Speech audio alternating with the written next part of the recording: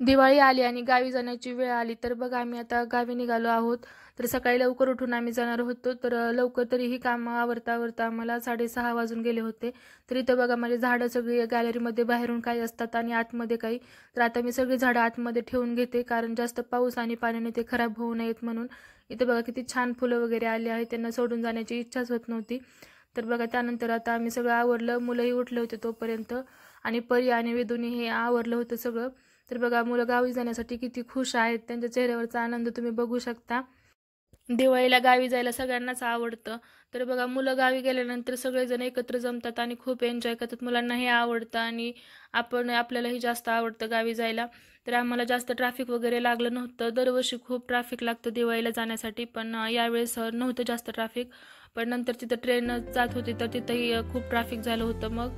आणि तिथं आम्हाला बराच वेळ गेला आमचा. त्यानंतर तोपर्यंत खूप जास्त भूक लागली होती आणि आम्हाला ट्रॅव्हल फ्रेंडली ब्रेकफास्ट म्हटलं तर मग मिसळ पावच असतो. तर मग आम्ही मिसळवर छान ताव मारून घेतला आणि खूप पोटभर जेवण केलं आणि त्यानंतर आम्ही पुढे निघालो. तर तिथं गेल्यानंतर मी आधी माझ्या आजीकडे गेले होते. तिथं आजीला भेटले तर आमच्या इथं छान गप्पा सुरू होत्या आणि आजीला भेटल्यानंतर मी सासरी गेले होते. तर बघा यासोबतच हा व्हिडिओ संपवते. बाय.